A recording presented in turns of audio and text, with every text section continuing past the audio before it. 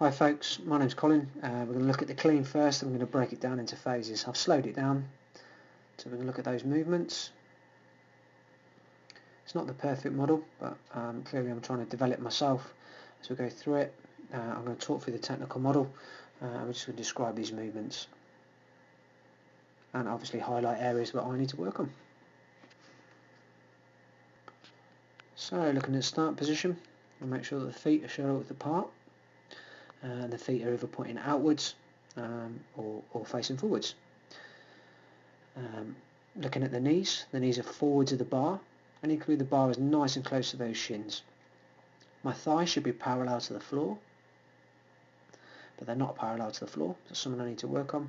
And I've got a good neutral spine, and my gaze will change so that I'm looking slightly up. So the first pull is initiated with the movement of the extension of the hip, knee and the ankle, and this will swoop the bar closer to the shins. The balance will shift from the forefoot to the midfoot because of the swoop, but I'm not going to try and let this go any further back. As I'm pushing away from the platform, I'm concentrating on raising my shoulders and maintaining a strong neutral spine. So here's the first pull, raising up, good neutral spine.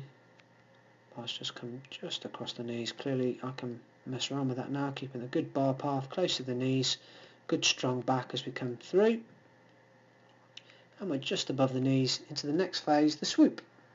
So on this one I'm trying to keep the bar path so it's away from the thighs slightly, and I'm lifting, going through hip extension and also lower back extension using the spinal erector muscles and the hamstrings, and I continue to raise those shoulders up.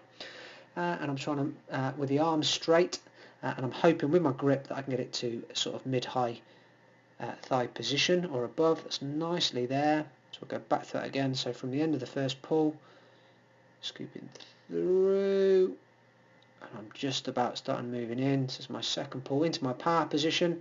As you can see, my foot is coming off the floor there, but I should try to maintain it on the floor just a little bit longer.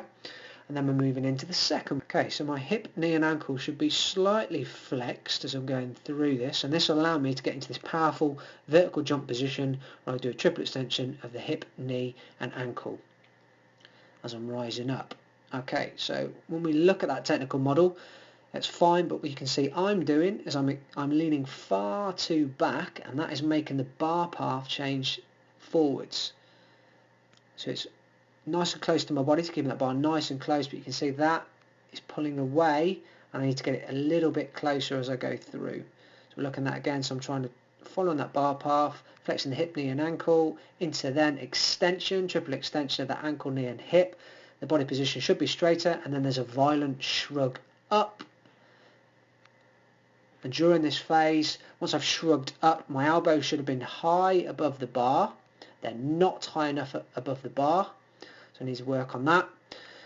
I scoop under to receive the bar, and my elbows should be nice and high.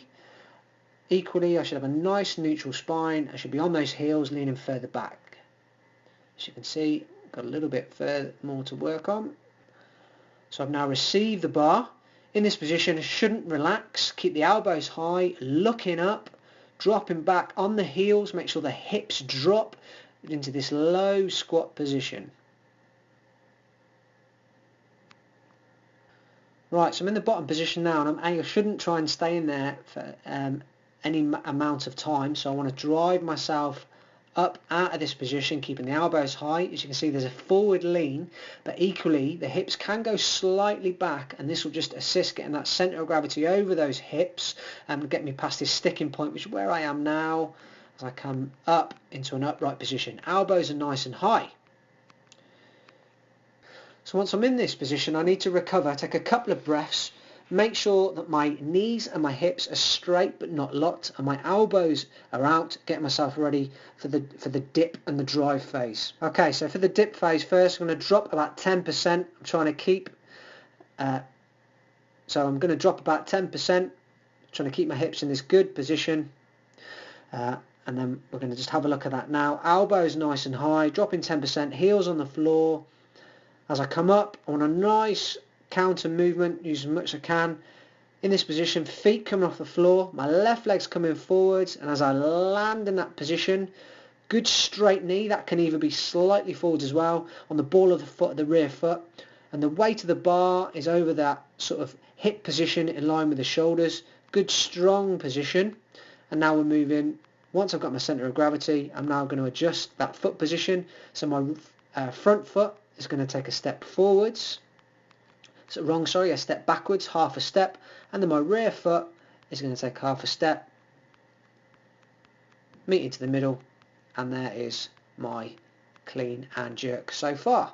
Happy to hear your thoughts, guys. 40 seconds over, I do apologise.